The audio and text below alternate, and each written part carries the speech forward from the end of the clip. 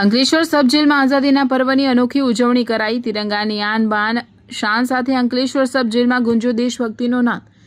Jail અધિક્ષક VM ચાવડાના માર્ગદર્શન હેઠળ તિરંગા યાત્રા અને ધ્વજવંદન યોજાયું। જેલ કર્મચારીઓ, જેલ કેદીઓ અને કર્મચારીઓના પરિવારજનો જોડાયા।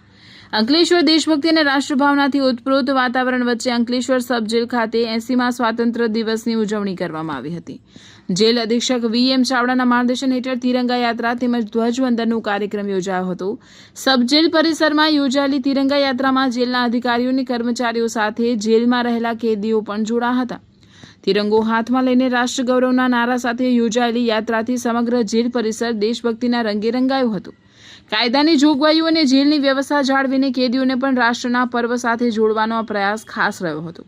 ત્યારબાદ જેલ પરિસરમાં ધ્વજવંદન કાર્યક્રમ યોજાયો। જેલ અધિક્ષક વીએમ ચાવડા દ્વારા રાષ્ટ્રધ્વજ ફરકાવી સલામી આપવામાં આવી હતી। ઉપસ્થિત સૌએ રાષ્ટ્રધ્વજને સલામી આપી રાષ્ટ્રગાન સાથે દેશ પ્રત્યેની પોતાની પ્રતિબદ્ધતા વ્યક્ત કરી હતી। કાર્યક્રમમાં જેલના અધિકારીઓ અને કર્મચારીઓના પરિવારજનો પણ ઉપસ્થિત રહ્યા હતા। પરિવારજનોની હાજરીથી જેલ પરિસરમાં યોજાયેલી સ્વતંત્રતા દિવસની ઉજવણીને પારિવારિક અને લાગણીસભર માહોલ મળ્યો હતો। કર્મચારીઓના પરિવારોએ પણ તિરંગા યાત્રામાં ભાગ લીધો અને ધ્વજવંદન કાર્યક્રમમાં ઉપસ્થિત રહી રાષ્ટ્રધ્વજને સલામી આપી હતી।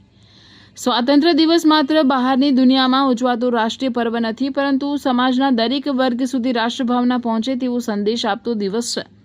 અંકલેશ્વર સબ જેલ ખાતે યોજાયેલા કાર્યક્રમમાં જેલ સ્ટાફ, તેમના પરિવારજનો તેમજ કેદીઓની સહભાગિતાઓએ આ ભાવનાને જીવન બનાવી હતી।